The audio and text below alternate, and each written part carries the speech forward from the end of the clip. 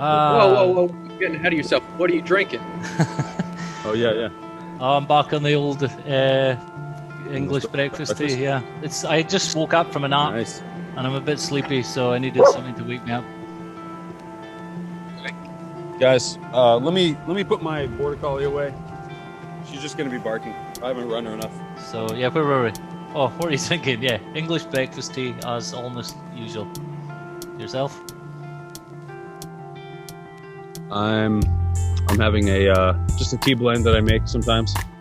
It's Blue Lotus, Pu'er, which is like a really highly fermented tea. Oh, that's the really strong kind of earthy. I have some lemon balm. Yeah. I have some lemon balm in there, some rosemary, mint, and then I've been reading these. I just finished a series of novels about Genghis Khan and the Mongols, and kind of what they do whenever they welcome someone into their tent is they offer them salty tea. And so I threw in some salt and a little stearic acid butter. So we'll see. I just had my first sip. I've never made this before, and it's pretty good. Yeah. So you have the Blue Lotus, the Egyptian orgy drugs. You have the Genghis Khan welcome to the new women of the new town drink. So we might need to cut out whatever happens to you after you've drunk this. Maybe. Sounds like he's ready to rape and pillage. That's a poor joke. Sorry. I never smile, not a lot of laughter. So. On podcast, podcast can't see the smirks. Yeah. By the way, did you hear the podcast on Modern Sovereign that I was on? Yeah, it was really good. I listened to it to the same day. That was great. Was it any good? Great, yeah. I don't know how much I talked about this podcast on it. We just kind of ended up talking nonsense about feet fetishes and stuff. Which for the record, I don't have. Happy to talk about, but don't have one. You had a bit of a dirty mouth there. You don't. That side doesn't really come out on your. This is like your professional side, but no, on Twitter. So I had two rules when I joined Twitter. One of them was no talking about politics, and I've almost 3 years now, and I think I've managed that. I've like skirted around the edges. I've said things that are kind of political in scope, but not like day-to-day politics stuff. So that was a rule I had when I joined, or I wasn't going to join. And I picked the hardest time probably in recent history to do that, but it's worked. And the other one was to be sort of, was to kind of focus myself professionally and be more clear when I talked, and not just rambled on a lot. But I didn't really use it that much, so that's easy. If I'm using it more, the real rambling me will come out, obviously. And I swear all the time, but obviously I edit that out of Twitter. But I might not do that from now on. I might just write how I talk. I mean, you could always try it. I liked it. I thought you came across really well. Yeah, know what it was? You were with another Scottish guy. Yeah. So you get two of those guys in the same Zoom chat, all of a sudden F-bombs being dropped. That probably helped, yeah. Yeah. So Ryan wants to come on here, so we'll have Ryan on here at some point. That'd be great. Yeah, because we didn't get a chance to talk much about it, but I brought up the subject of like his thoughts on technology and stuff, and I think that would be a really good thing to discuss here because I think there's obviously the two extremes, techno-utopian and the total Luddites people. We're varying degrees of in between, the three of us. Ryan's obviously more on one end than any of us are probably, so it'd be good to talk about that. And he has a nuanced thoughts on these things anyway, so it's quite good. Yeah, he'll be good. What are you sipping on there? Me? This is elderberry, lemon balm, and ashwagandha tea.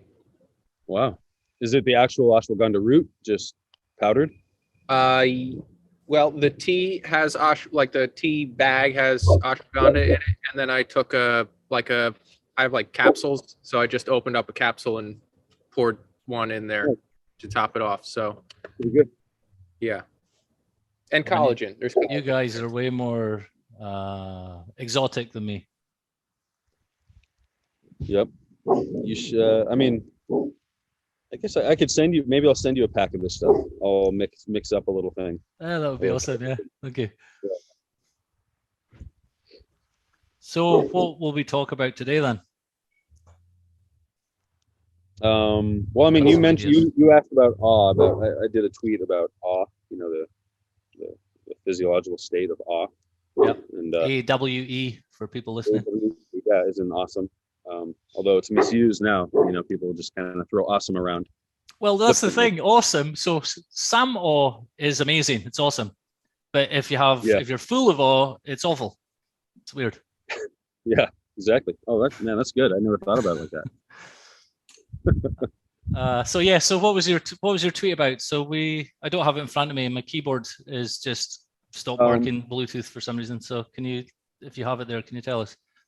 Yeah. Well, basically, it was. I don't remember even how I started reading about this or researching it, but I started thinking about awe because it's such an interesting feeling.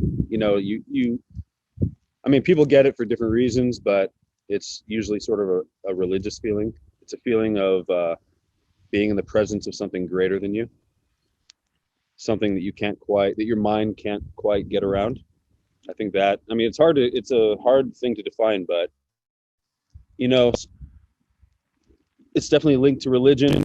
And when I was thinking about why we have this feeling of awe, because obviously it's a physiological feeling. It's something that's at least involved with the brain, with neurochemicals, but yet it's something it's a sensation that allows us to perceive the transcendent. So things that are not necessarily physical or of this world. And that made me wonder, that made me think that, well, first of all, maybe the transcendent does exist, because why would we have evolved or developed that ability to perceive it if it wasn't a real thing? And why do we have these chemical precursors that actually enable us to perceive these states of consciousness?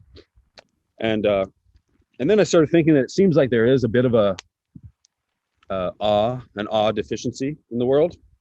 You know, I mean, we talked about the word awesome, and I think and the way people use it so lightly, and I think that points to a real lack of actual meaningful activators of awe in this life.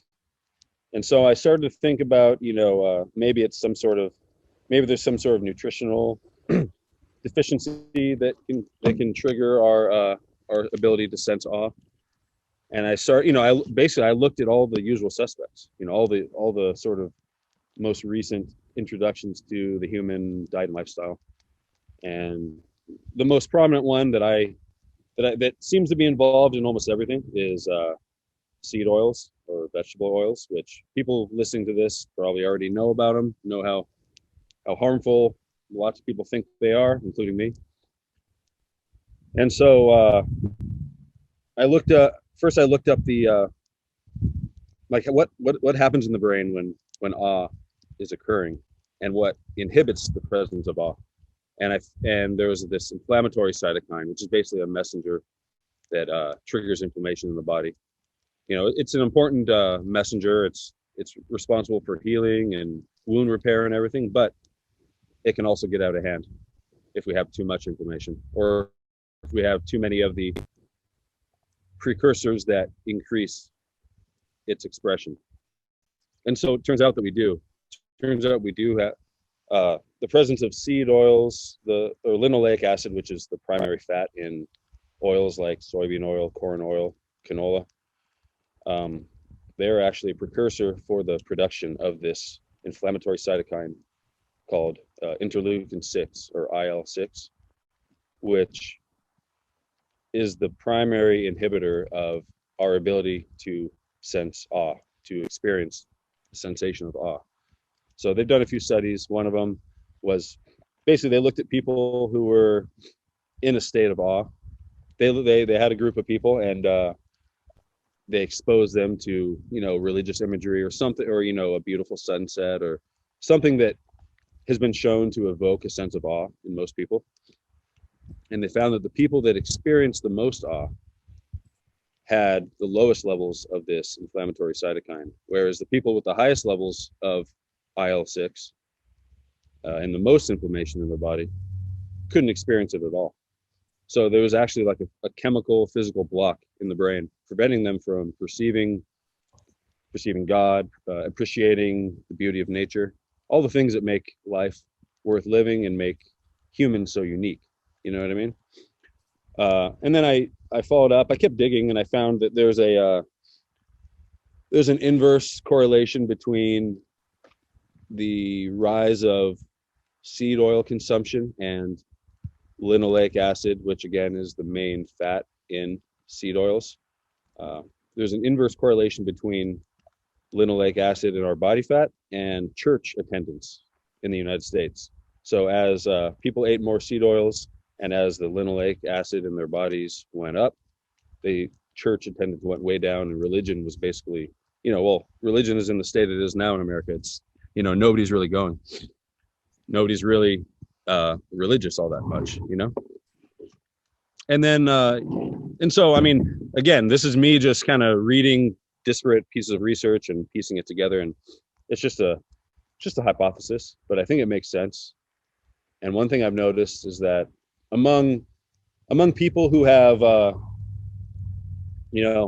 thrown out the seed oils from their diet, I've noticed a big shift in their religiosity, like their spirituality. I mean, I've noticed that in myself. It charts, like when I started getting into the stuff, probably in 2008, that's when I stopped eating seed oils.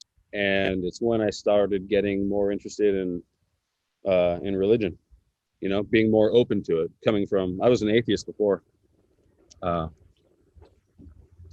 So, it maps pretty well with the scientific literature, at least the little bit that I've read about it. It maps well with the relationship between seed oil consumption and church attendance, and then it maps well with my anecdotal experience with these matters. So yeah, that's my main thing, is basically seed oils are killing God. That's what I'm asserting, It's a brilliant summary. Yeah. So I hope that made sense, but yeah, totally. Yeah. I had a couple of questions about it. Okay. The first, and I don't know the answers to them, so I'd figure I'd just ask and see what you guys thought about it. But the first is, do you think that people throughout, like in the past, I don't know, 100 years, 1,000 years, 2,000 years, had more or more frequent instances of awe in their life, experiencing awe? Do you think it was a more common thing for ancient man? And yes. Then the other, yes, okay, and good. We'll move on. I have a slightly different. Well, I have a different take. I think probably they were in a almost maybe not constant, but near constant state of awe, or at least a constant in constant transmission with the transcendent. It was almost, but to the point where it was just normal. So it didn't, like when we experience it, it's such a break from our normal waking life that we put a name to it, awe, because it's so different. It's so separate from how we normally perceive reality. Whereas I think a lot of other earlier peoples were probably more in tune. I mean, I say in tune, some people would say deluded. I think they were more in tune, but more in tune with the transcendent, to where it was just sort of an everyday part of their life. So I don't know that you would call that awe. Yeah, I'd agree with that, actually. Yeah. So like although it was probably some of the things going on in the brain, but they perceived it. Just on a basic level, they would have had more awe because they'd be able to see the stars all the time. They would be more in a constant state of attuned to it, because you're seeing the stars every night. And if you go far back, obviously you're sitting around the campfire, stars, mythological stories, like there's a guy, forget his name, but he, anthropologist, I think, who studied with some of the tribes in Africa, and he said that the day language is very different from the night language. So like during the day, it's all instrumental. It's all they talk about, getting things, goals, accomplishing things and for survival.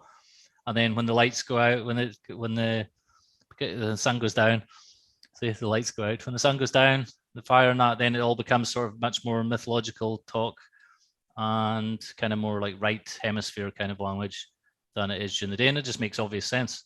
And then that's like kind of transition until you get to dreams. So all this time you're spending under the stars, not only are you experiencing the direct awe of the sensory awe of the stars, but also it's been reinforced and increased with the cultural eliciting or transmitting awe from the elders to the youngers. And then this is just every day. So you've just been a constant state of it. You just get down to business of surviving during the day, and then lose yourself kind of in the bigger thing that creates the. And then that's not to mention whatever kind of rituals and entheogens and whatever else people were taking that would have a more direct contact or creation of awe. But yeah, it's different now when people have it. It's more because there's such a contrast with their normal day-to-day experience. To have some kind of event can really blow people's minds that may have not really seemed like much to them. It was just reality. Yeah. That you said that about the about tribes people. I mean, shoot, you go camping with some people, it's the same thing. Once the lights go down and you're around a fire, you start talking about, you start having those sort of deeper or more, stranger conversations. Just different things, different topics come to your mind and feel more. You're thinking about things that are just on the periphery of what you can see. So like, you can only see so much out from the fire. So like there's like a real psychophysical aspect to that. You can't see what's out there. It might be dangerous. At some point would have been if you're just traveling somewhere and had the fire. It's going to be possible danger. And then the stories about things that are adventures into the unknown, heroes going into the unknown and winning and coming back and whatever. It's all part of the same thing. They're not separate things. It's like it is to us now because we've split all these things off. But from at some point, this was just one thing to people. And Keith was asking on when we were messaging back and forward, he was asking what is awe an emotion? What kind of emotion is it? And my best guess is it's a collection of emotions. It's maybe even all of the emotions pulled together, integrated, or maybe not even integrated. Maybe it's they're being expressed or even burned away slightly. Somehow they're all pulled together into one event, because if you think of it's all there. You have fear, you have like total fascination. You're getting pulled into. You're really seeking whatever it is. You don't know what it is. Like somebody on a spiritual path is a seeker. So like there's the seeking aspect. There's the fear for definite. There's sometimes like terror. Sometimes if it's a strong thing. And also it can be playful. There's like a playful aspect it's like a game, hide and seek. You're almost seeing it, but not quite, or like peekaboo maybe. That's almost figuring out what this bigger thing is, but you can't quite because you're too limited to grasp it. You're constantly being pulled out of yourself. And then there's like fear of your death, being annihilated or killed by it. There's like sometimes love, like strong love, feelings of oneness. So like you've got everything right from the sort of not like lowest level of kind of what you call animal emotions to like what we normally think higher emotions. It's all there in one sort of event. And then afterwards you're kind of slightly different. If it's like strong, or if it's prolonged, or if it's a really intense event, or if it's prolonged, smaller, less intense but prolonged, it transforms the person. And that would make sense because all these emotions are being kind of, if you go to the brain level, they're all being wired together somehow in a way that you don't normally. They're kind of just fragmented. And no one really, usually people, if they go through genuine experiences like that, they'll be more integrated after it. So it seems right. It seems like it was right. And you will end up with more kind of spiritual, drawn to more spiritual things if you weren't before. I mean, it's the classic thing, isn't it? People have a near-death experience, just in the, like they nearly die. I don't mean like an NDE necessarily, but they nearly die, and then they just have like a spiritual sort of breakthrough or transformation or something, because they never had this full event. Mm-hmm.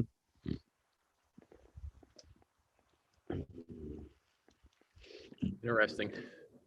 I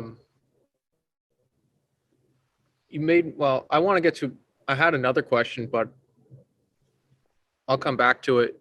Kind of just thinking about what you said right there, have you guys, or do you guys have a certain experience of awe that you would want to share?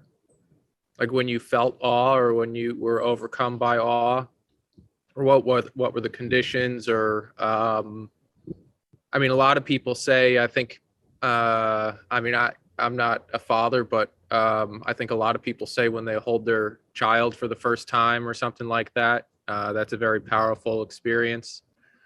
I know for me, I feel like I experienced awe years ago when I was in Yosemite, and the one trail we did was up the Yosemite Falls or Upper Falls or something, and the trail to get there is just like a switchback up the rock face, and you finally get to the top, and the view is just stunning.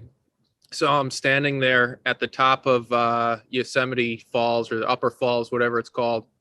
There's a guardrail, but of course you go past the guardrail just because it's more exciting.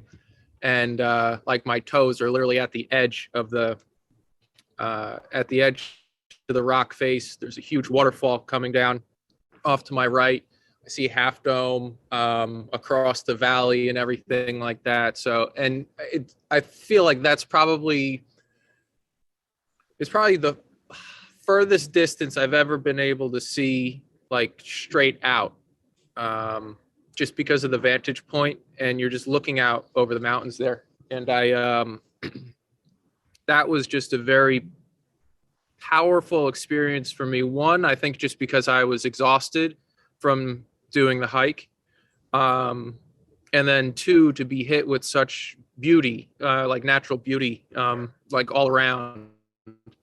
And then also to have to be one step away from death, pretty much. Like if you tripped or slipped or something, you're falling hundreds of feet to the bottom of the valley there. And all those things combined are just together. It's like a big confluence. And I mean, that hit me. I just felt very emotional at that moment, and just kind of, you feel so big and so small at the same time. Like you feel like you're on top of the world, but then the world is also like so much grander than you are in that moment. So it was a combination of all those things. And to Kevin's point right there, I think it was a lot of different emotions at once. And you just feel like you're in the presence of something greater than yourself, because you are. But that was my experience. I guess my biggest experience where I could name where I felt like awe had struck me. Yeah. Well, yeah, Yosemite is good for that, because I had I used to go every year camping with my friends, and we would always do the same hike. We just sort of it wasn't a real trail. There's just a mountain we saw once, and we're like, oh, let's go up and climb that, And so we just kind of a straight line across the landscape. We'd climb the mountain, and it was an all-day event. There's nobody else around, and again, when you get to the top, you're on the top of the world, toes on the edge, and just like you described, it's so gorgeous. If anyone hasn't been to Yosemite, I'd go. It's one of the most beautiful places I've ever been. Mm-hmm. Yep. Yeah, and I had it there. And then on the lower level, one one experience I keep coming back to. I was in Hawaii. I was on Maui, and we were staying at this great place that was right on the water, and it was sort of like this shelf of lava rock. You could walk out and dive into the water, and it was about 15 to 20 feet deep, and there's nobody else there. The water was pretty calm, so I would go out there 2-3 times a day and just swim. And one time I was swimming out pretty far from shore, and I was underwater, and I looked and I saw sort of this blurry mass ahead of me, and I couldn't tell exactly what it was. I knew it was something, so I swam toward it, and then all of a sudden it sort of enveloped me, and it was a school of fish, and they were just kind of swirling around me. You could feel them, their slick bodies kind of rubbing up against you, and it was like I was in the middle of this like whirlwind, and it's something that people have probably been like, it's just a school of fish. Kids learn about it. It's just, I'm sure there's some mechanistic explanation for why schools of fish act the way they do. But man, it was this magical experience that I keep returning to. I think there was a bit of fear there too, because I wasn't sure what it was. It was just a big dark mass as I was approaching it. And it wasn't until I was in it that I realized it was just fish. It wasn't a shark or something. But that was about 5 years ago, and I still think about it like at least every month. I'm still looking for it. I still want to have that happen again.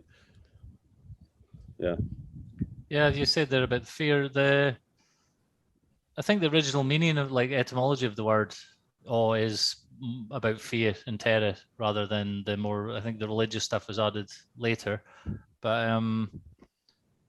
But there's also there's like an old Viking. Fear of God?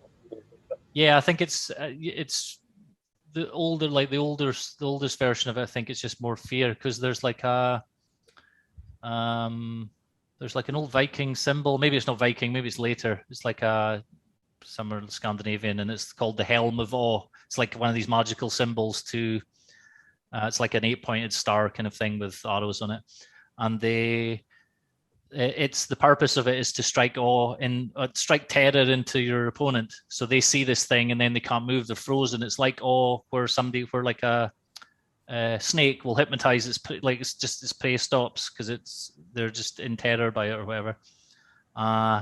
There's also, it's related to kind of serpent symbology as well, I think. But there you go. Yeah, that's it. Yeah. Oh, cool. Yeah, that's it. Yeah. So that's the Helm of Awe, and that's just for creating terror. But I mean, it's that kind of that fixed fascination where you're frozen. That is part of the awe experience. You're just like, whoa, and it's funny you bring that up, because that actually jogged the memory. Same time when I was I was standing there at the top of this this outlook, and I kept on trying to push a little further, like jump onto a different rock and all that. There was one more that I could have made the jump to it, but if something happened, it was like I continued to go until there was a part of me that was so scared of doing it that I stopped and couldn't go any further.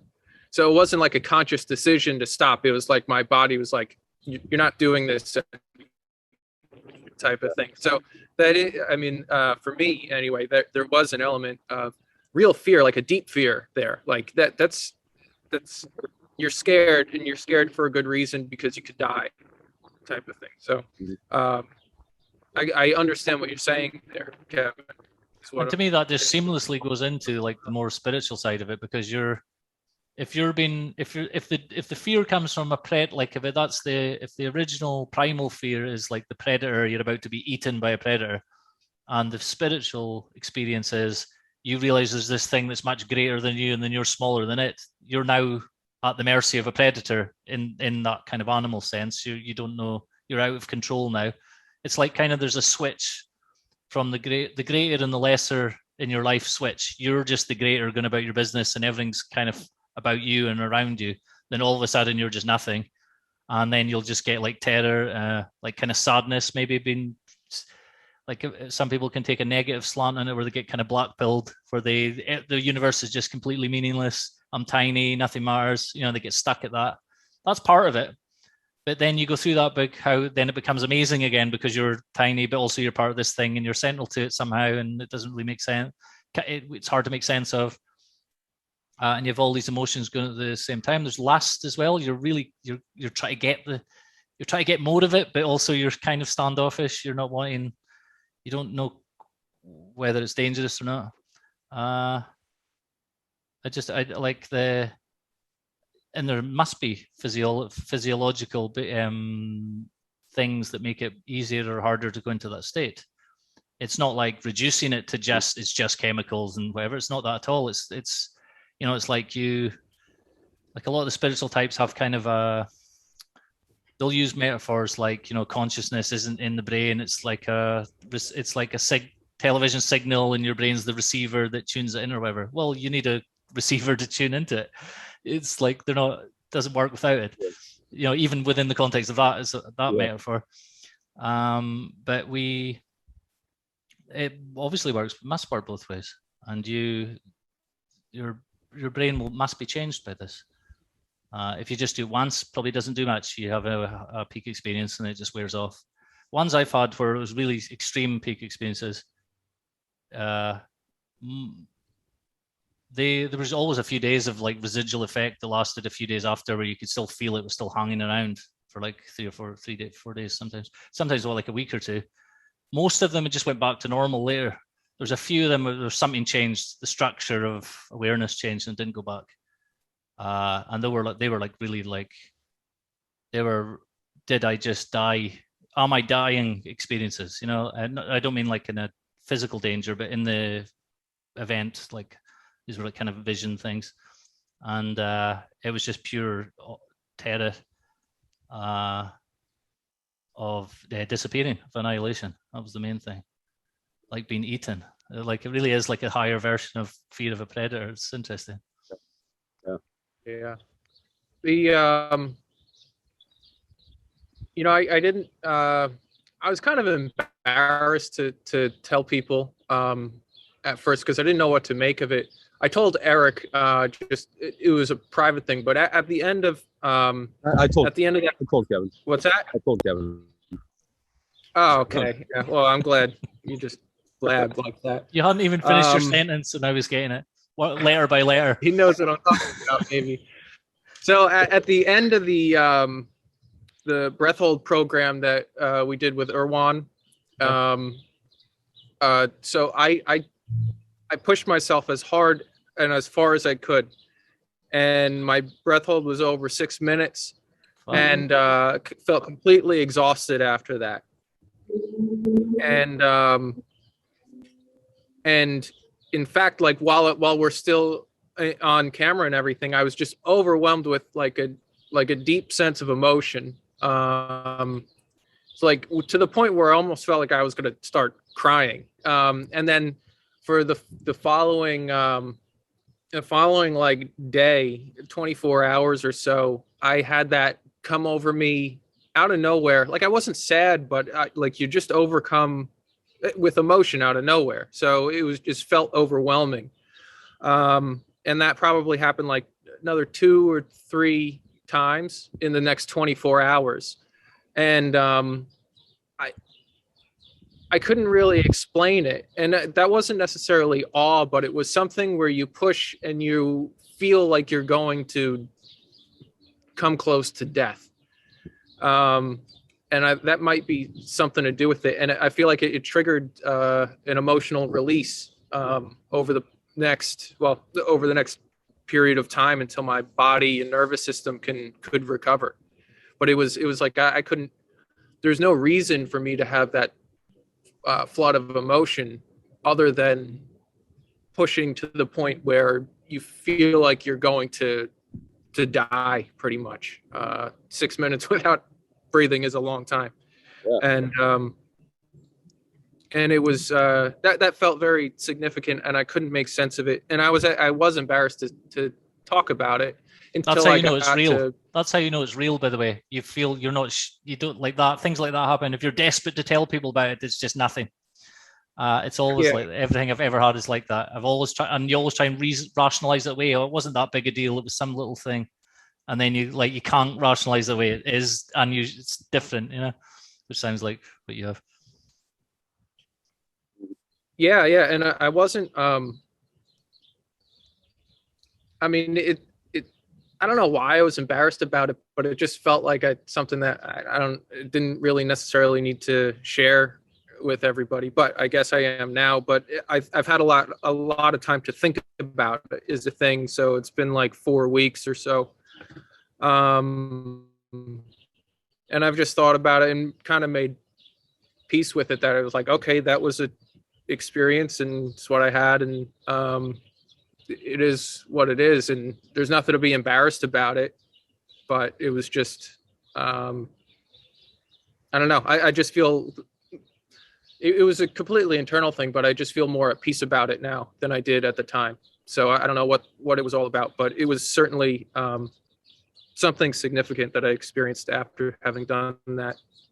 And I what triggered that was your mention of having like a close experience with death, or like a simulated death type of thing.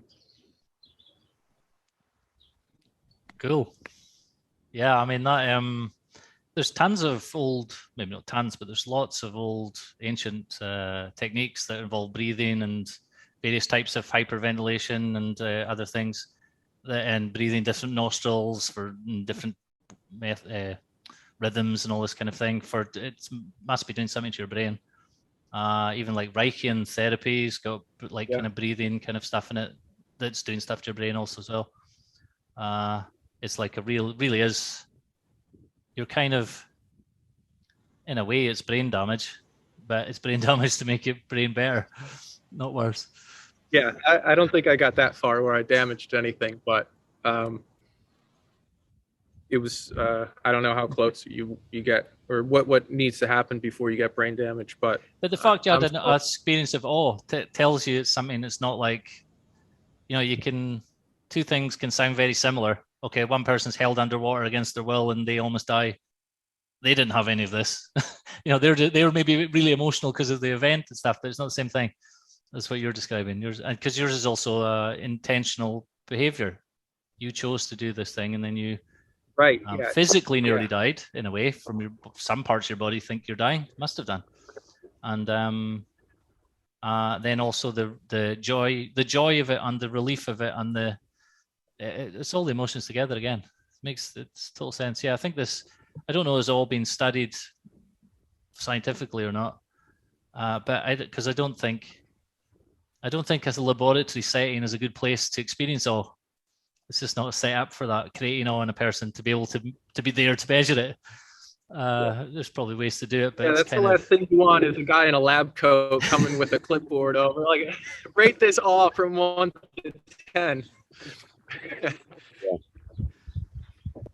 I think when they do it, they do have very sort of new agey type settings. They're playing like Enya on the speakers and whatnot. So they try to do it. They probably set up the lab room like a massage, sort of like a massage parlor.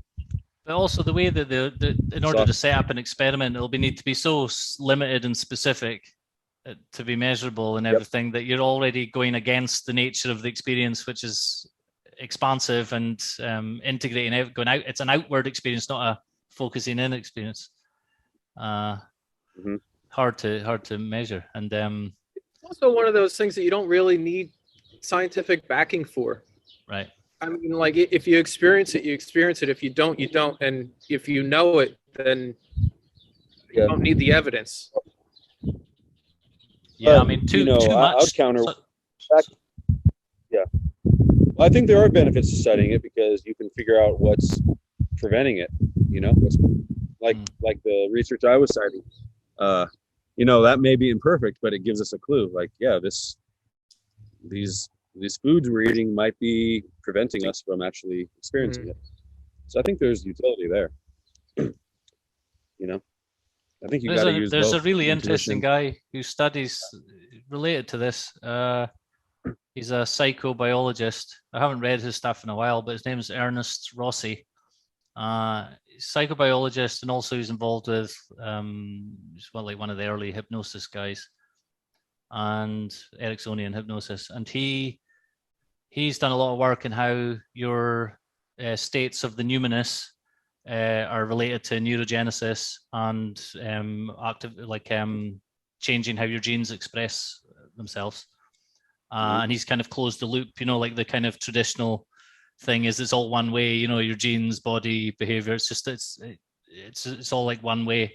And he's saying no, your conscious experiences, especially moments of awe, where that triggers neurogenesis. This is his research, and that feeds back into how your genes express themselves. And then that's kind of like a loop, reinforcing loop, rather than you're just at the mirrors. Like rather than your brain, your mind is just an effect later. It's actually causing change, obviously. It's really interesting. So he has a paper on people listening to this. There's bound to be some Carl Jung fanatics. So he has a paper on Carl Jung and how to do the transcendent function for young people, and he's talking a lot about how those kind of being involved in myth, poetry, science breakthroughs. Obviously, people in for therapy having therapeutic breakthroughs. How all these things are then changing your genes, how your genes are working. It's really interesting. But he's really ties. He has a phrase for things like numinosum neurogenesis effect, something like this, where he's just like it's the same thing for him. So this is like when you because he was comparing how neurogenesis, like in I'm assuming it's rats, that they'll trigger neurogenesis by the rats have to have physical exercise, an enriched environment, and novelty. If there's new things appearing, then they'll trigger neurogenesis. Or if they don't have those things, they won't have neurogenesis. It's kind of combination. And he relates that to humans with getting fascinated by something with awe. He's talking about awe. When you have the experience of awe, because it's novelty, it's something new and you haven't experienced before, your physiology is changing and you're reacting because you're having all these emotions, and you're having experiences that you obviously haven't had before, and this then transforms the person's how their genes interact with their body and their brain, which then affects their thoughts and their feelings, and then the things work together. So that's, if anyone's interested in that, it's Ernest Rossi. It's really good. Rossi. Yeah, Rossi. Yeah. He was like one of the main sort of pioneer of ultradian rhythms. It's like circadian rhythms, but you have them every hour and a half. He's like the first guy who came out was talking about taking a 20-minute break every 90 minutes. The 90-minute, 2 hour, roughly 90 minutes, 120 minutes rhythm that people go through during the day. And he edited a textbook that had people were from various kinds of different scientists, like really small molecular levels of study, right up to other bigger realms of life. They were finding this exact same ultradian rhythm and everywhere at all these different levels. And his point with the awe is like a peak experience on that pulse, and then if you integrate it properly, then you're transformed, and then it keeps pulsing, and that's the pulse of life. But anyway, it sounds kind of new agey, but actually he's like a scientist, so people look it up. Yeah, I'm gonna look that up. That's interesting. But there's a lot of information about genes and stuff I don't know. It's way beyond my pay grade. I can't understand a lot of it. You would definitely have more, be able to follow it more. And we were throwing around another topic, right? That Ryan had asked about barefoot. Yeah, Alex. Yeah, Alex asked the question on barefoot. We didn't go into it much. You went into foot fetishes like right away. We got sidetracked, yeah, by foot fetishes, which again, just to be clear, I haven't got one. Like feet all automatically go straight to fetish. Exactly. The Sound is words just weird. belong. The words belong together. They fit together like a hand in a glove. The the thing about my point with the foot fetish thing was that I'm sure some people like it. They have a minor foot fetish of it's just the feel. It's simply they just like the feel of the feet, bare feet. You know, that's fine. I like the feel of bare feet too. But also, there's probably people recommending people do it because they want to see their feet. So you should definitely all do it and send me pictures. I'm sure somebody's doing this, but I'm not. Just to clarify, you like the feel of bare feet in your hands? Or... I'm talking my own feet here. I'm focusing on, not other people's. Okay. No, I'm not. Like, I don't even want to look at my own. Never mind somebody else's. Yeah. But yeah, so barefoot, they were asking, is it better? And obviously, I think it's better in general. I never used to be a hardcore barefoot person, but I've got more hardcore about it over time. Like, people used to always ask me that when I started, especially on Twitter, should barefoot, and I was like, no, you obviously need to wear shoes in the normal world, in the modern world. Wear ones with flat sole and stuff. But over time, I was just like, nah, fuck that. Just walk around without your shoes on, and who cares what people say? Like, today, it's pretty cold here now, and it was raining today. It was a bad day today, and I still just walked around in my bare feet. And people will look at you because the Cypriots, as soon as there's a slight piece of rain, the Cypriots, honestly, it's hilarious. They'll just be 10 layers of clothes, big puffer jackets, like ridiculous amount. If they're out, most of them just, the town was dead today because they're all in hiding, they're scared. And they just freak out over it. So when they see you and you're walking in bare feet, they just think you're like mad. Like, even the other day, a girlfriend had a skirt on late at night because we were just went down to her grand's house, and just a random woman in the street was shouting at her, "Are you not cold with wearing that skirt this time of day?" They're like, "Oh my god, I could never wear this clothes." So you will get, even in a tourist island like where I am, and people are spend half the year completely half naked. They don't bat an eyelid. Women just turning up in shops with nothing but bikinis on. They don't, everyone's just totally used to this. But if a guy is walking around with no shoes on, you'll get weird looks. Really strange. But, so I would say to people, just get over that and just go in bare feet. It's better. Why is it better? Why? Yeah. Why do you think it's better? Well, I think the burden of proof is on the people who wear shoes. Nice. That's the way I look at it. Exactly. Yeah. We'll leave it at that. All right. Next topic. No, that's the perfect answer. No, there are lots of benefits. Like, one interesting thing is that there are a lot of studies on like ankle stability in athletes. Like, they'll try them in different. They'll try different types of ankle wraps, or the height, different ankle heights of shoes to see, and then have them play the sport and measure the ankle stability. Often they use barefooted athletes as the control group, so they assume that barefoot is like it's the constant, it's the normal way of going, it's like the ideal way for ankle stability. But then they go and assume that it will, but of course no one's crazy enough to go barefoot. But they use the barefoot state as the control setting of optimal ankle stability. So I find that really interesting. So it's always like, so how much worse is, like, how much worse is this type of ankle wrap compared to barefoot? If it's just a little worse, then they put that as a plus, as a benefit.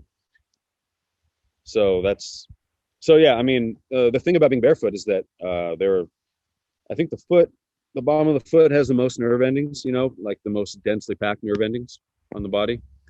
And so when you wear a shoe, you're not getting any of that sensory feedback from the ground. And one thing that happens when you go barefoot is that you make these minute micro corrections to the way your foot lands, the way your balance, probably your posture, but all these little micro adjustments that don't really happen, they happen subconsciously. So you don't know that you're making them. And also, if you're wearing shoes, you don't know that you're not making them. And there's been some research showing that when you're barefoot, you just spontaneously you make these adjustments that reduce your injury risk. So it reduces loading at the knee, at the ankle, at the hip, everything. So everything up the kinetic chain is improved when you're barefoot. Now, that being said, if you spent your whole life in shoes, you can't just go out and run a marathon in bare feet. People will get shin splints, they'll tear stuff, because basically you've been spending your whole life in a cast. Your foot's been in a cast, so it's totally underdeveloped. And then you suddenly expect it to perform like a virgin foot. It's not going to happen. You got to break it in. Often your running form is different too. Like your gait, if you this is probably the most common thing that you see when someone first explores the idea of transitioning to more like minimalist shoes is normal running shoe has a huge, like, thick heel on it. Mm-hmm. And a lot of people are doing the heel strike first. And if you go to a more minimalist shoe or barefoot altogether and you're striking on your heel, you're just going to injure yourself. It's going to hurt real bad. And it's just not good. You're going to go back to shoes really quick. So you have to, over time, learn to adjust the way you're running so you have a like a forefoot strike. So you're landing on like the top of your foot as opposed to your heel. And it is a transition that you need to do over time. And it's, you don't realize it, but the entire rest of your leg helps with that.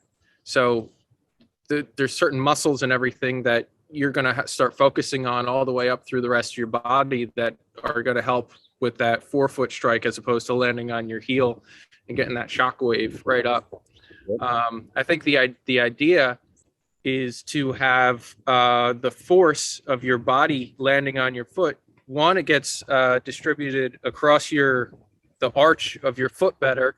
Two, you just have I know Kevin talks about having almost elastic structures in your body. So if you land on your forefoot, you have your arch, which is one elastic structure that would take some of that force. And then you have your leg coming back the other direction. So it gets dispersed along your arch and then up the back of your leg through your calf and your quad, as opposed to landing on your heel. And that's just like bone joint from your heel straight up to your hip.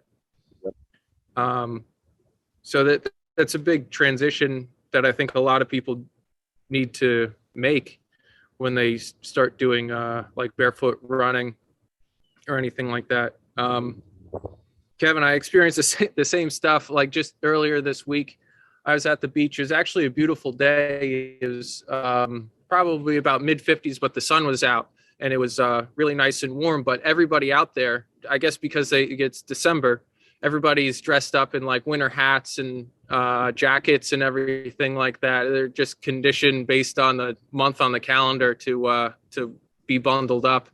But I was out there in shorts and a t-shirt, and I was running through the waves crashing on the beach. So it's all just a mental thing, I think, or at least part of it's a mental thing. Just getting used to it. I mean, like my feet would get a little cold and then they would dry off. They would be fine. So, I don't know. Like you said, a lot of people just got to get over either one, looking weird, or two, just be more comfortable being a little bit uncomfortable, and you slowly just build up better tolerance, I guess. Yeah. I mean, even today it's probably about 50 degrees out right now and not really that sunny. And I've been, I got a sweatshirt on, but I'm barefoot and shorts. So it's just the tolerances you build up over time and what's comfortable to you. A lot of people just have a very low threshold for what they're able to put up with. The other tolerance you need to build up over time is, when you first start doing it, your feet are really, they get hurt really easily. The skin is really sensitive. So like, if somebody's just starting, when you start, you can only walk, even if you just walk somewhere on like a pavement, If you're not even going somewhere rough, quite rough, even walking the pavement, you could end up getting blisters quite quickly, quite easily. So you kind of have to build up the tolerance of just the kind of skin on your feet. Your feet start to get to the skin goes a bit tougher after a while. And then eventually you can go much rougher ground than you can even imagine is possible when you first start. But you have to be careful. If you get a stone in the wrong part of your foot, you can put yourself out for a week or two. Because you're landing more on your toe on the front of your foot. So if you hit the stone at the wrong part, you can really hurt yourself, which will put you off, and then you've now lost the tolerance you're building up with your skin. The cold, sometimes too cold, sometimes too hot. Like I've talked about before, about here, one of the big things is the tarmac will just melt into your feet. It's just simply too hot to run on. My girlfriend took a picture of me running across the road, across from the house. She took a picture from the balcony, and I'm like kind of tap dancing across the road in the middle of the road with these black feet jumping up and down because it's so hot, and with this horrible face and a very unprofessional posture. But even around town though, when I first started doing the bare feet, I've had people slow down and wind down the window and shout things at me in Greek. I didn't know what they were saying. They're just like, think it's crazy. They have like actually when I went back to Scotland, I took my nephew running with me on the beach. And this was only in September and it was already cold. And we're running on the beach on our bare feet and you could feel it to begin with. And then by the end of it, we went up and down the beach a few times. And then by the end, I went into the water just to see how cold it was compared to Cyprus because I'd just been swimming when I'd left. And I was like, oh, it's cold here, meaning relatively. And he's like, the thing is, Kevin, you've been in Cyprus so long that you're just a bit wet now. You're just a bit weak, or I can't remember his phrase. It was just so matter of fact. Partially, but bit of that was true. So you just build up the tolerance. You just get used to it, and you kind of like in the summer you get in the beginning you're having to be really conscious and look at the ground in front of you so you don't hurt yourself because like you're checking for things all the time, checking for like little rocks or broken glass or whatever. I've never had a problem with broken glass. I've only cut myself in glass once, and I've walked over glass lots of times, and it just never cuts you because you get this kind of callus on your foot if you do it long enough. It's like a myth.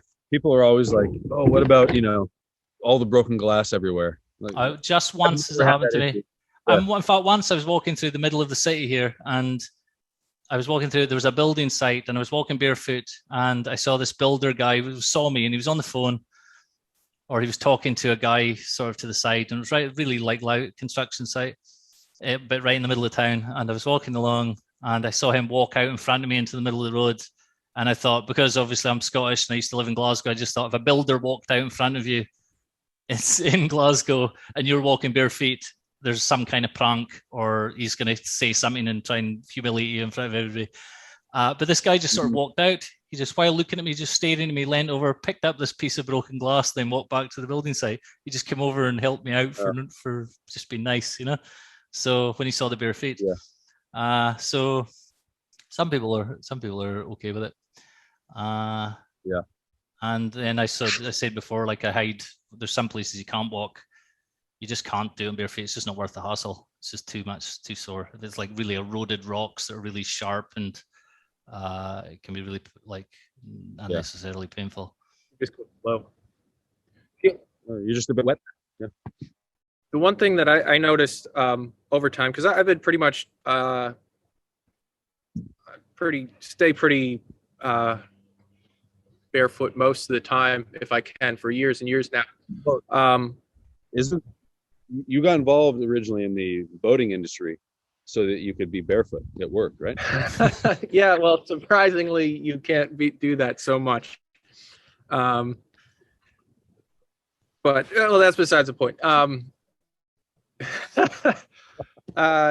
What I was gonna say is, like, as you get better at it, your feet become almost more dexterous. So, like, if I accidentally step on a rock and I feel it start to hit on one point of my foot, I could shift the weight to a different point. So it's not like I have that pressure point. I mean, that my foot still hits the rock, but the weight is shifted to a different part, so I could just keep on moving without getting hurt by it, really. It's the micro corrections, right? Yeah. Because if you were to have that pain, you're used to wearing shoes, and you were to have that much pain, when you initially stand on a rock, if you were to have that kind of sharp pain with shoes on, it would mean like you'd really hurt yourself, and there was like a nail through your foot or something. So when you start doing it, your brain is telling you the sensations. It seems like some sort of crisis. You have to get used to the little bits of pain, and then you just start ignoring them. You don't even notice. And then you're on the look, then your brain can can spend its energy paying attention to ones where you actually hurt yourself. And then, like you're saying, it can use energy, it has time now to be more dexterous around things, because you're not having to consciously scan everywhere looking for something sharp, and you're not having to overreact when something happens. Yeah. There's a mental component to that actually, as well as physical. So I also wanted to bring up a couple other benefits that I think people can get from it. One, and I've written about this once before on Twitter or my blog or something like that, and going barefoot is the reason I do it, or I started doing it, is because it just made sense to me that it was better for, like, physically for your foundation. Like, everything is on top of your foot. Your whole body is held up by your foot. So weak feet just send everything else off. Like it's very hard to build upon a poor foundation. And Kevin, you could probably speak to that too. But and over time, you if your foot has been in a shoe all your life, one, your big toe is probably corrected where it's pointed I guess, how would you say it? I don't know. It's curved inward, like the point of a shoe would have it. And over time, if you start going barefoot, you'll notice, well, your toes spread out, the top of your foot gets wider, and then you have a better just structural foundation for your foot. So instead of you just have a more wide triangle. If you're thinking about like the 3 points on your foot, you just have a better platform to push off of, to run with, everything like that. So, and it really helps with, like you mentioned before, stability, ankle stability, because your foot is not just it's not just there by itself. I mean, obviously it's connected to your ankle, it's connected to the rest of your leg. So if you have strength coming from your foot, it also bolsters all the other muscles and tendons all the way down going through there. And you have better nerve feedback from your foot as well. So those are all just things that if you go barefoot over time, you get better at, and it just you can be more agile, athletic, just do basic motions easier. Mm-hmm. And I think there's a ton of benefits for it. And people, I mean, I'm known in my family as the barefoot guy, so or against shoes or whatever, and it's a little tongue in cheek, but there's a lot of truth to it, just because there's a lot of benefits, and like I said, you build a foundation off of it, really, and I truly believe that. And for me, it's benefited me greatly, and I think it could benefit other people too. It's also just fun, I think it enriches your experience of just like a normal hike, because you're just getting so much more information. And you're connected to the earth. I remember one time I was on this really long hike with some other families and my kids, and towards the end of it, we were climbing to a peak, and my kids were I put them on my shoulders, so I was carrying like 90, maybe 80 pounds of kid, and we made it to the top, and then on our way back down, I was walking, and it was that eccentric motion, really, like, I started to get these terrible cramps in my legs, and my quads. And it was kind of like, man, we still have like 4 miles to go, and I have these cramps. Like, what the hell am I going to do? So I took off my shoes because it had been a little rocky on the way up, but the way back down was a little better. So I just took my shoes off, and as soon as my feet touched the ground, the cramps just went away. So there's really something to be said for having that physical connection to the ground, to the earth. It kind of absorbs. What do you attribute that to? What do you attribute that to? I mean, the cramps disappearing. Do you think it's is it a mental thing? Is it like, or were you able to disperse the weight better into the ground so there's less pressure on your legs? Or You know, I don't know, because I was wearing very thin shoes. You know, so I was effectively barefoot. I just didn't have that connection to the ground. There was just a thin layer of rubber between. I'm not sure. You know, that's one thing I haven't really dug too deep into, is like the whole science of grounding or earthing. You know, yeah, what's actually going on. But I mean, that's something that people can look into. But I think the best way is to just do it. Just get out there and put your feet on the bare earth. Ideally, it should be wet, because water enhances the connection. So walking through wet grass or something, or swimming in the ocean is probably the best way to do it. The sand beside the water, yeah. I think there's another benefit that people don't really think about, and it's actually often portrayed as a negative, but I think looking weird is really important, you know? I think getting comfortable with being the odd guy, the sort of the outcast. Because, like, for instance, guy without being an outcast. What's that? I said you could be an odd guy without being an outcast. Yeah, totally. So like yesterday, we've had a huge rainstorm here the past few days, and so the creeks are flowing like wild. And so a buddy and I went yesterday after work, got our shoes off, took our shirts off, and we went on this hike through a creek. So we're jumping from rock to rock, we're climbing, we're walking on gravel, we're climbing up steep embankments, climbing trees. And as we're getting out, there's this family pulls up at the same time. And you know, the dad gets out, he's all bundled up. He's got his beanie on. He's putting galoshes on the kids. And it's like this whole operation. It takes, you know, actually by the time we got back, they were still at the car. I think maybe the kids were whining, you know, they're kind of pleading with them to actually join them on the hike. But anyway, like, so we come back, we're all wet, we're barefoot, shirtless, and the kids are just kind of like in awe, you know, like they're shocked at what they see, because they've probably never seen an adult act like this. And I like to think that maybe that will trigger something in that kid. Maybe he'll be a little more wild, you know? And, yeah, because if you're just prepared, when you're telling me the story of go ahead. I was just going to say, if you're, like you said, if you're prepared to just be the odd guy without being an outcast, oddcast, if you're just prepared to be the odd guy, once you reach a sort of level, you're past the point of no return, and then you can just do the things that you think is the right thing to do without it being any kind of social pressure on you anymore. Whereas if you're kind of half in, half out, then you're still liable to be whether conscious or unconsciously not doing things because of how it looks or whatever, or taking ages to start something. So that's something I've done in the past, is you know that you should probably do something, but it's kind of weird to do it. So you eventually start doing it, but it's a long time after when you first had the idea. And you're just like, fuck, I could have been doing this for the last 2 years. There's a lot of lost opportunity when people do that.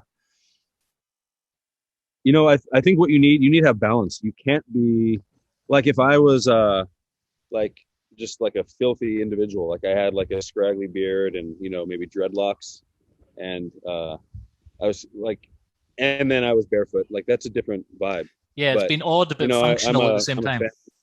Yeah, you're functional. You're like functionally odd. I mean, I have a family. It's easy to be dysfunctionally odd. Yeah, exactly. Yeah.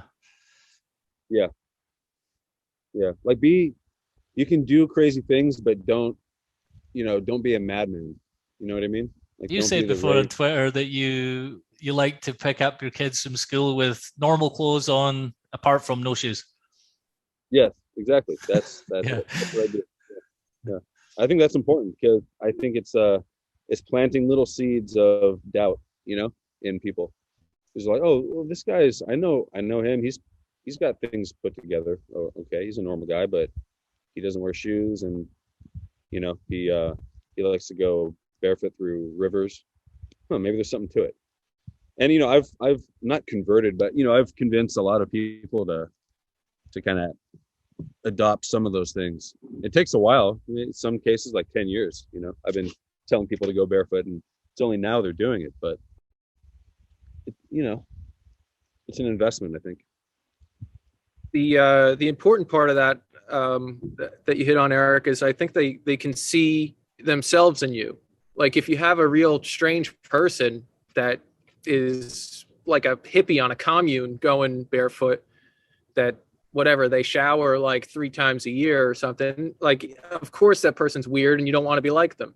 But I mean, you see a pretty normal person doing something a little bit different, and like you said, they have their life together, they're a respectable person and all that, then when you do something odd, people are more likely to pick it up just because they see themselves in you to some extent. Yep. And yeah, I mean, same thing with me. I think my friend group is more likely to be barefoot when they're around me than not. Just because I don't know, I talk it up and it's what I do. So feel guilty if they're not, probably. It's one of those things. Yeah, I don't guilt them into it, but I certainly encourage them to do it. And you could be a little persuasive and goat someone into kind of trying out a strange behavior, and they pick it up because it is enjoyable and there are benefits to it. Yep. But yeah, sometimes it takes a while. Responsibility to do that. Yeah. I'm sorry to interrupt, but I was just saying I think that's a responsibility that we all have, is to, meme people into doing things like this.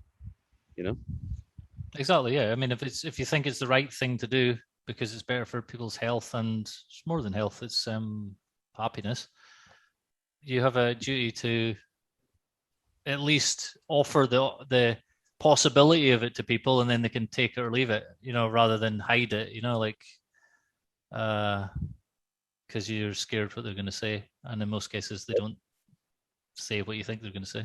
So like in the village here, I'm known as the barefoot guy, I think, as well, because it's a few times it's got back to me through people, or I've been introduced to like a friend of the family, or like extended family, and I was like thinking I was meeting them for the first time. They're like, "Oh yeah, we've seen you before in the square without shoes on. You have to be careful. There's broken glass there. That's where the young ones smash all their bottles and get drunk or whatever."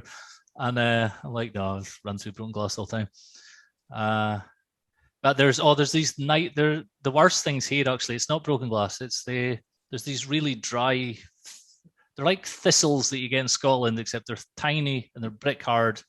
They're really dry. Yeah. And they're like round. They're like weapons. And you stand on them once and it pierces the skin every time, no matter how thick a callus they have, And they're just I got horrible. Something similar like that here. Oh, they're just an absolute nightmare. Those are things. No one's warned me about those. No one said, look out for the little evil, the little evil spherical swords, and but they're worried about the glass, which doesn't even do anything. So, yeah, I will say when I go when I do wear like a normal shoe on a hike, I actually feel far less stable than when I'm going barefoot or wearing like a very minimalist shoe. And what I notice is that my foot feels like it's sliding over the sole. Like it's so I feel like I land and then my foot moves over the sole back and forth. And I just don't have as good balance and I can't move as well. I have to move slower actually when I'm wearing a shoe like that. I guess I just have gotten used to it. Like when you plant your foot, that's where it's going to stay when you're wearing a very minimalist shoe. But yeah, I think that all comes back into movement and balance and all that stuff. I for my money, there's no better grip on like a wet stone or log than a barefoot. You just trust rubber, but especially I think if you've spent enough time barefoot that you've developed sort of that leather feeling, the leather sole. Really good grip, I find. Yeah, I think that the leather sole that you develop on the foot is what we're meant to do. This is one of the things that develop outside the womb. It's like, it's just evolution. It's taken for granted kind of, by evolution that you're going to be creating that once you get out. That's like the environment, genetic mix that has to take place, and then we just don't do it. Yeah. And yeah, what you're saying, exactly. The thing you were saying there earlier, Keith, about the landing on the front of the foot, I noticed when I first started doing it how I got really sore calf muscles, really sore really quickly, because you're just using a different part of them. You're just using them in a different way. You're like, I was able to run more. Like I had I could have run much more than I'd ran, but my calves gave way really early because I was running uphill, and it was on quite a bit of it was on roads. So it was like kind of not great to run on, but I really hurt my legs. It was like for a week. I couldn't really run for a week because I overran it. So if anyone's beginning it, you have to run a little bit less than you can to begin with, because you'll be all hyped up. I'm going to start barefoot running. I'm going to go out and do it. And then you'll run too much. You'll hurt your calves. You won't be able to run for a week, and then you've lost the buzz and you'll forget to do it. So you're better just to do a little bit mixed in with walking. And then eventually you just get used to it, and you're landing on your toe more than you're on your heel. And that kind of just changes, and then everything, it ripples up. It's a different angle. Everything's now at a different angle all the way up to the top of your head. So like this little heel that people have all the time, it's just stupid. It's just like putting you slightly out of balance. It's like it's sort of, I don't know, it's like a little deliberate little, I forget the word, it's like a handicap. It's like you're giving a handicap for no reason. It's like strange. Yeah. I wonder what the initial reason for a heel was. To go in a stirrup or something like that? I don't know. It could, yeah. Actually, that's probably it, because I know riding boots have a really pronounced heel. Yeah.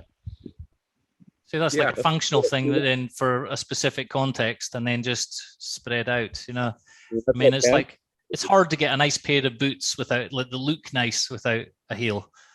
So I mean, like, there's kind of trade-offs. If you want to, like, if you're wearing things a limited time and to do things, obviously, people don't need to be a complete fanatic about it. But as a general rule, I wouldn't want to run in anything with a heel. Right. And even I remembered, like, when I didn't know anything about this stuff, obviously, at the time, but when I was in high school, I was quite good at sprinting in, the first, between the age of first few years in high school, like 12 to 15. And I used to run barefoot, and it was on grass. It was like a grass track. And that was just because I liked the feeling of it. I hated running with my shoes on, and I was really good at it. But I never put the two things together. People thought it was weird I ran in bare feet. In fact, they thought it was weird, and because I didn't want people to think it was weird, I just said I didn't have trainers. I didn't have sneakers, as you guys would say. So like that was less embarrassing to say I didn't have the right shoes than to say I just like running in bare feet. This seems kind of stupid. But that was obviously just, I noticed that I could start at the beginning I was faster, at the start of the race, like especially 100 meters, took off far faster in bare feet for some reason. So it must be kind of the angle of the feet or something. I don't know. Or it's just, there's that that millisecond of time when your brain has to be like, okay, we're starting. But when you're directly connected to the ground, it's just it's a straight line from start to go. But there's also I remember like 200, like if it was 100, when you're at like 70, 80 meters and you're really flying, and the sheer and the bare feet, especially on grass, it was like decent kind of consistency. The grass, it was good for running on. Then the sheer joy of just running in the bare feet in the grass, it was amazing. I never wanted the 100 to be over. Like I wanted to, I'd always run longer past it than I needed to. It was exhilarating. You just don't get that with shoes. So that brings us back to awe. So if you're not feeling the ground with your feet, so if you take like like a good example of awe that most people have had at some point is you get out of the city and you're looking at the sky and you can see the stars properly for the first time, and you're like, you have that feeling of awe.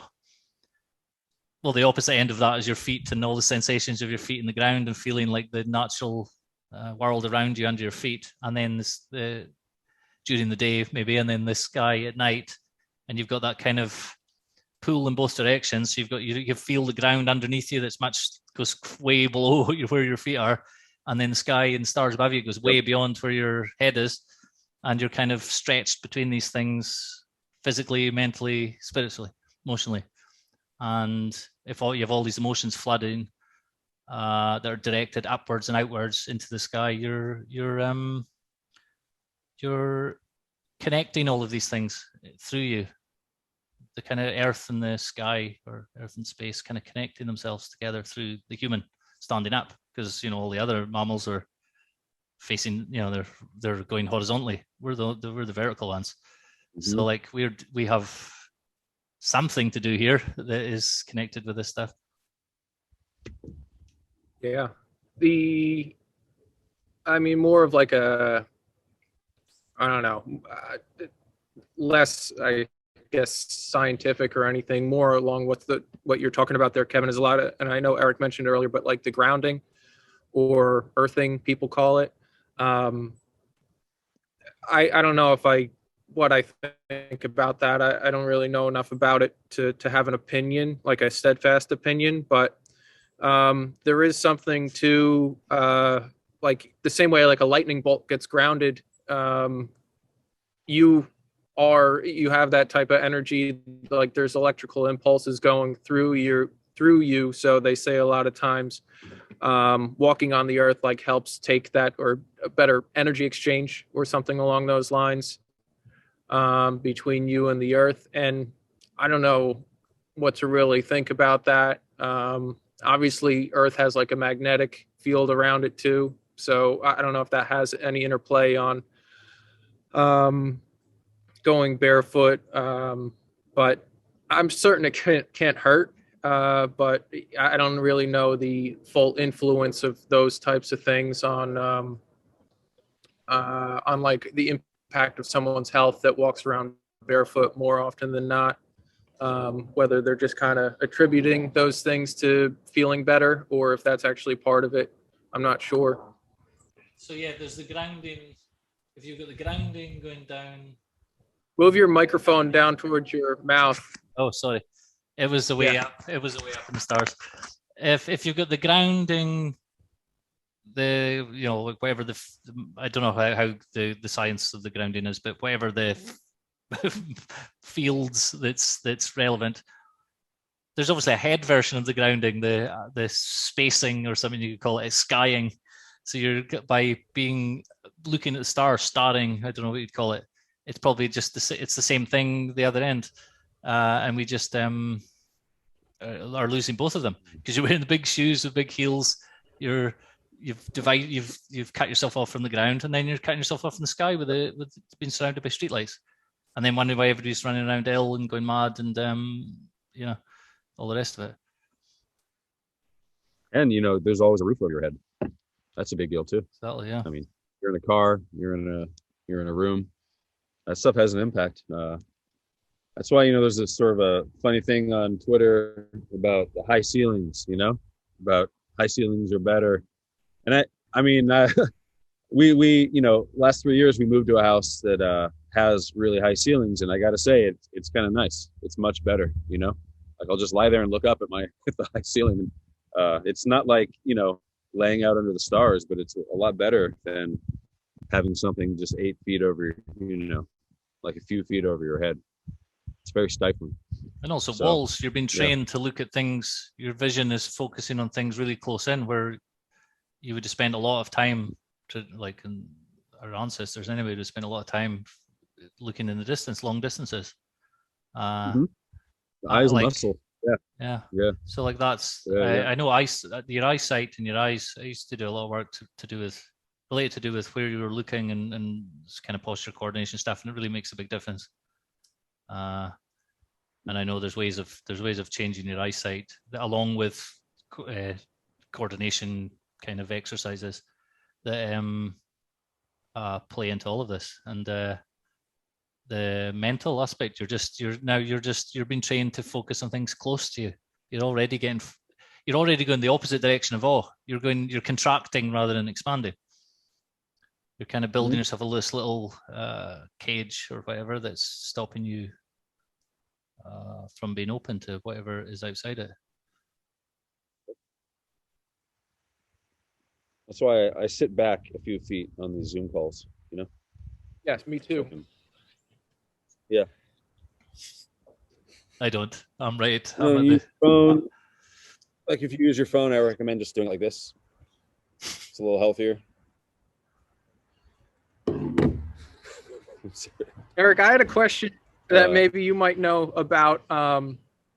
Getting back to the barefoot topic, like being barefoot and actually feeling the like your foot hitting directly, the impact of that on the ground. I wonder if that has any benefit toward, one, like peripheral blood flow to your feet, and two, strengthening like your bones and not only in your foot but up your leg and your legs and all that. Absolutely. Yeah, absolutely. I mean, any kind of impact, whether it's weightlifting or even just jumping in place. That's one exercise they use on old ladies who have low bone density. You know, they have them just hop in place, and it's just that jarring impact increases the bone density of the hip. And what, you know, I think, Kevin, when you talked about being careful when you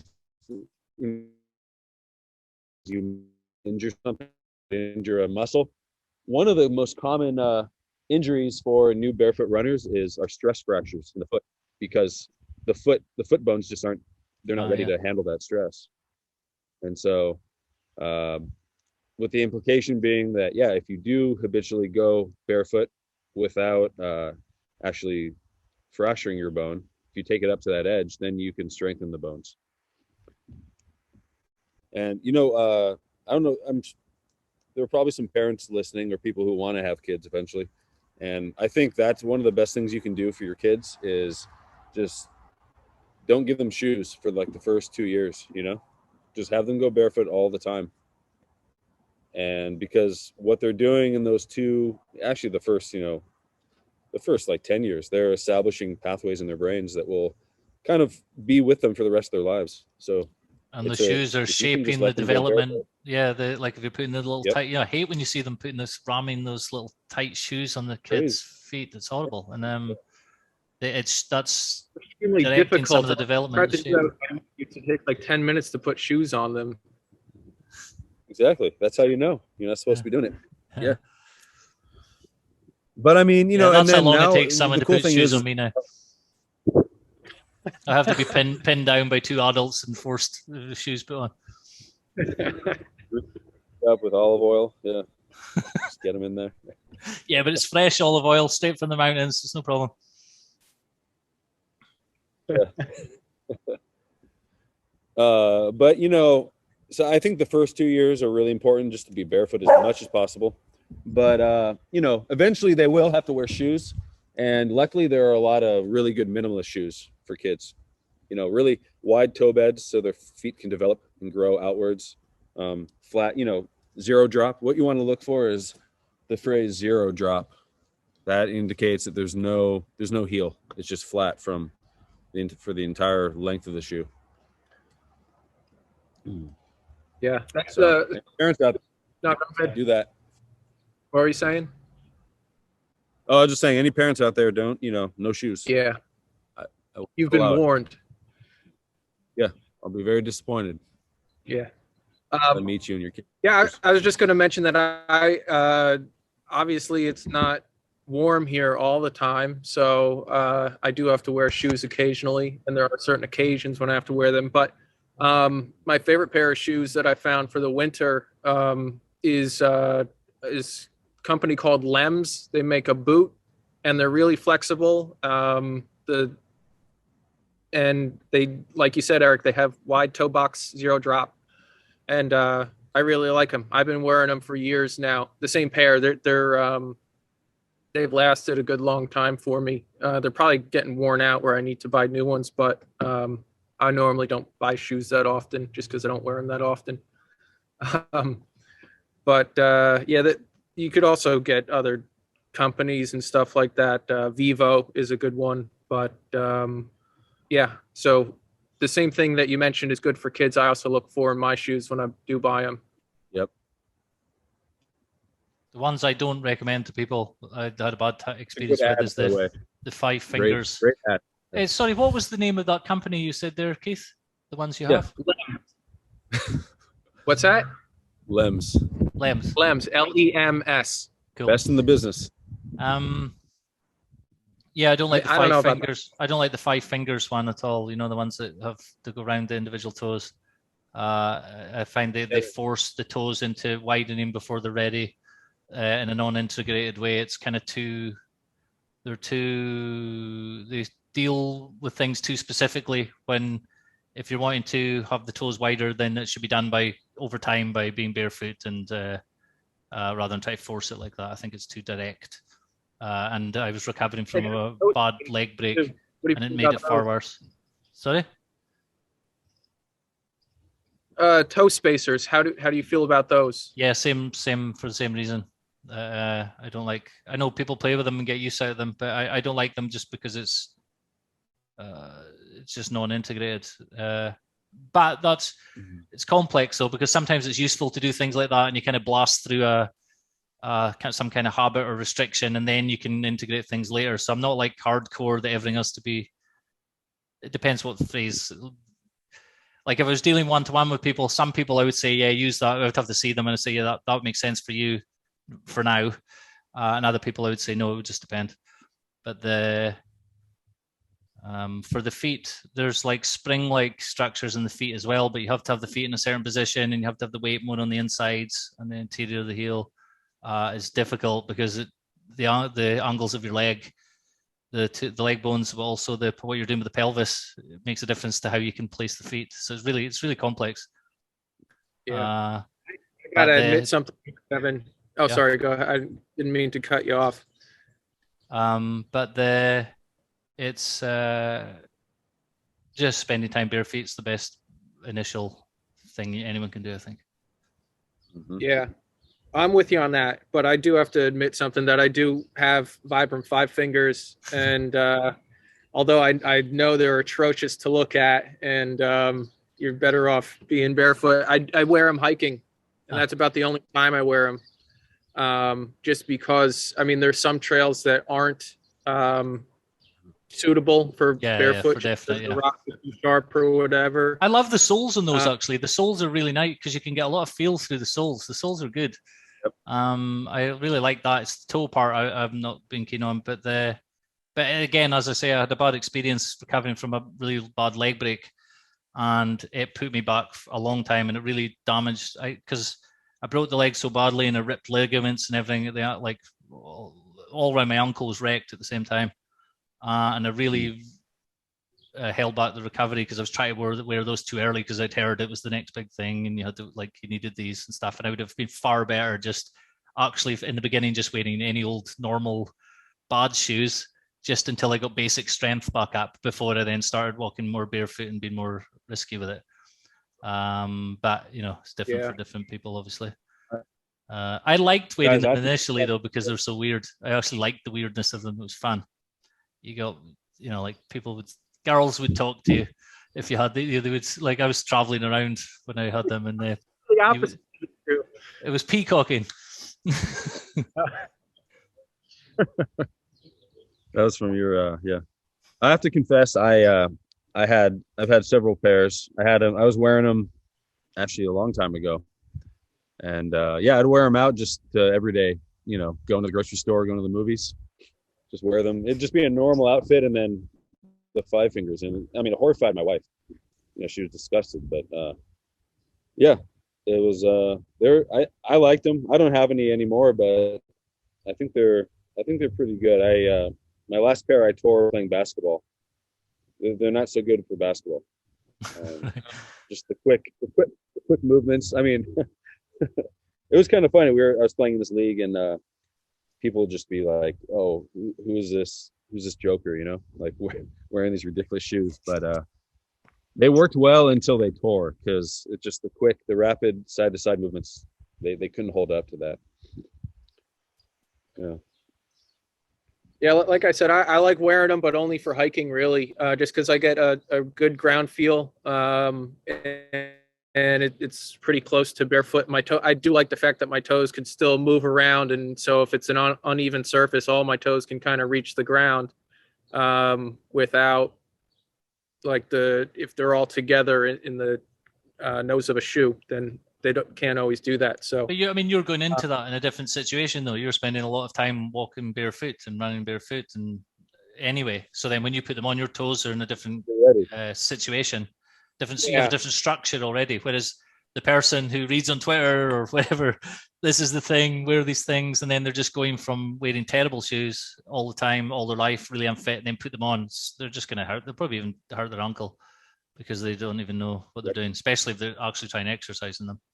I would agree that there's better options if you're starting to transition to barefoot and you still want a shoe that is useful. In that case, there's better options than those for sure.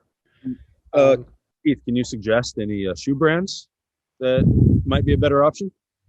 Lems is one. So Lems, I hear. Lems is great. Lems is fantastic. There's Vivo Barefoot are good. They could be a little pricey. Yeah. Lems offers really good value. That's what I like about Lems. If are you sponsored by Lems or something?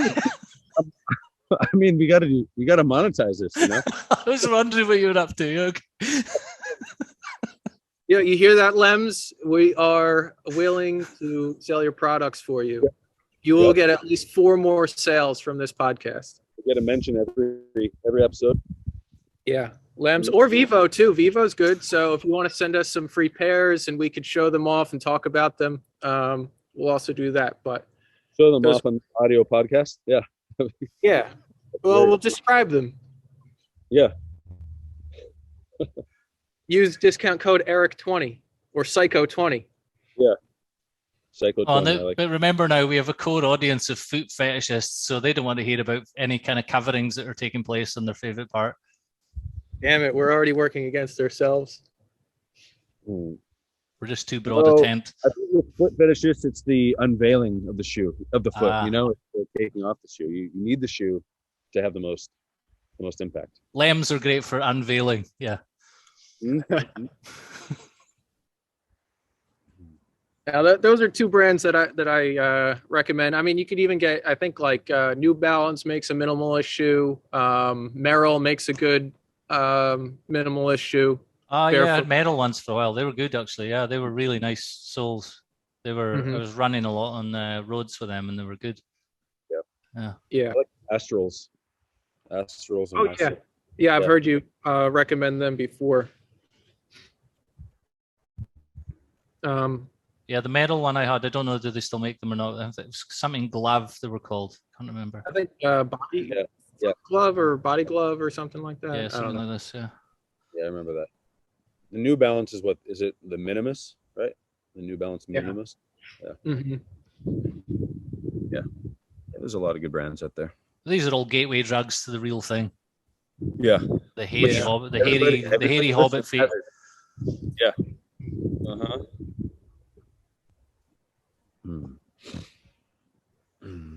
All the cycles will end up there eventually. So what we've talked about, bare feet. Bare feet. Lems. Lems, yeah. Go to lemsshoes.com. Check it out. Use the code Eric20. Become a psycho and a lemming. Yeah. And if for some reason, if that code doesn't work, please write Lems and explain to them that it's not working and they have to reach out to us about it.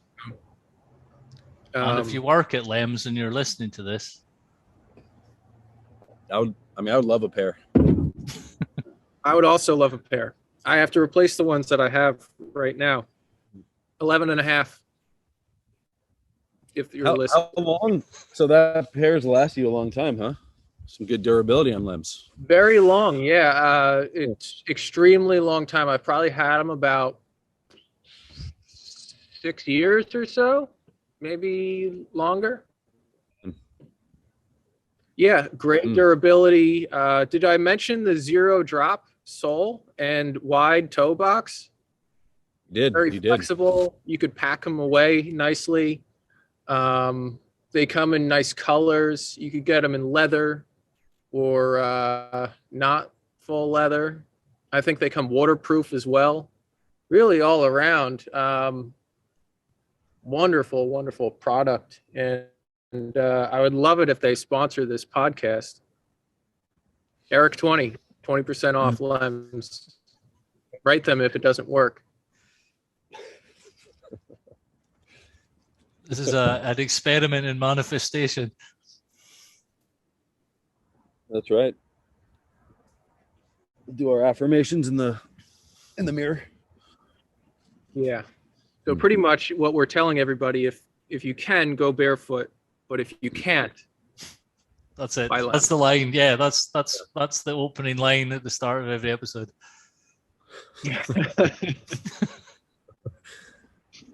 Yeah, I mean, if we just start, doing an ad at the beginning saying that we're sponsored by Lems, doing all the benefits, and just act as if we are, it will happen. Well, eventually it'll catch like, yeah. Yeah, but if we do it for a year, right? And then they come to us and sponsor us, I want backdated for the year that we've been doing it already. So they have That's right. Well, we'll have to include that in the contract. Yeah. I'm making a note of that right now. Okay. They're going to make us. We're going to have to agree to wear the shoe for a certain amount of time per week or something. I might end up breaking the contract in week 1. Well, we'll have to edit that bit out. Yeah. No.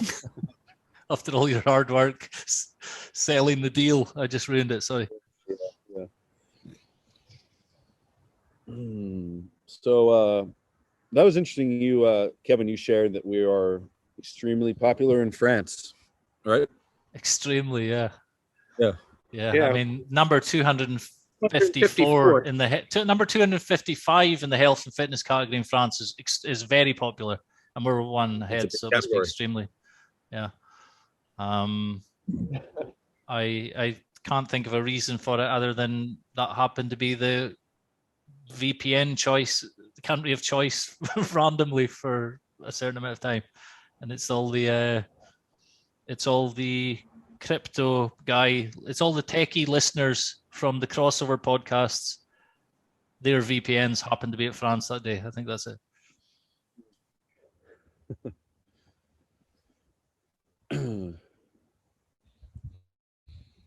Yeah, I mean, does it say how many listeners that actually? I don't even know who the guy was that told me. It just sent me it automatically. It's obviously scraped the data from somewhere and sent it to try and woo me. And I was okay. What that guy was, he was a salesman. He was trying to sell something. Yeah, he wants to sell whatever data about podcasts to you. Okay. Yeah. So he gives you a little tidbit about like how popular, or he tries to frame it that you're popular when you're really the 254th podcast in France in health and fitness. Simple way to know. Go and look at one of these live, real-time cameras in the streets of France and see if people are walking around with no shoes on. Then we know. That is a good. Yeah. Take credit for every single one. Every Frenchman with no shoes, we're taking credit for now. Yeah, I like this sound of that.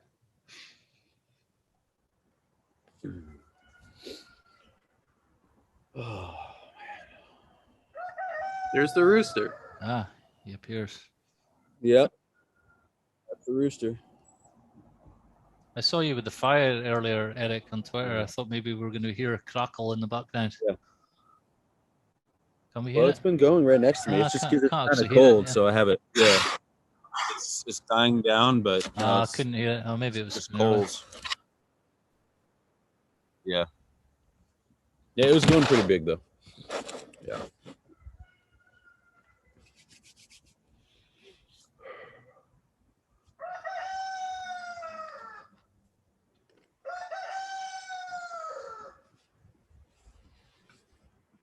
Love that rooster. Yeah, he's a good guy.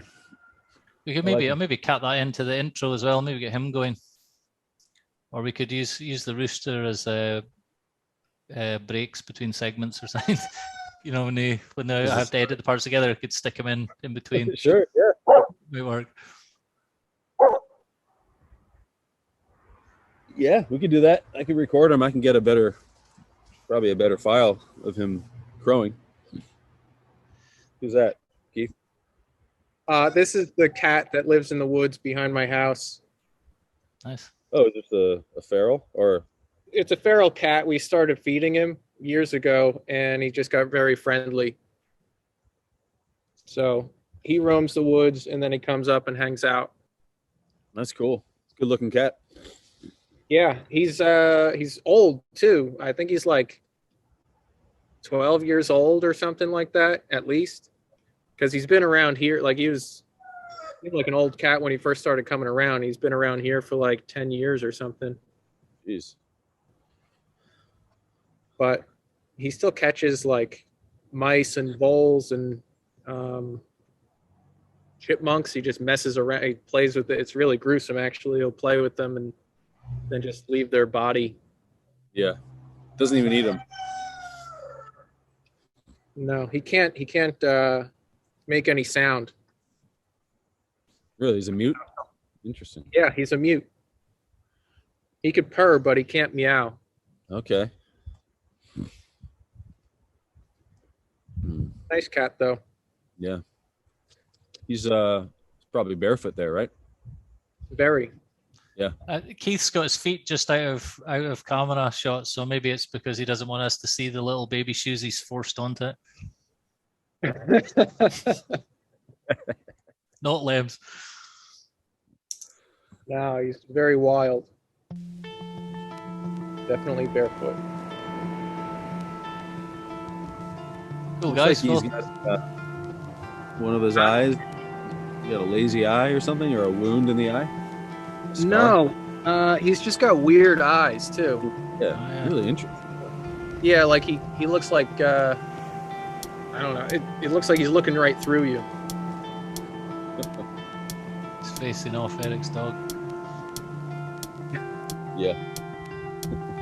Dog would probably eat this cat in one bite. All right, sun's going down. Yep. Oh, sun's well down here. So cool. See you on Twitter.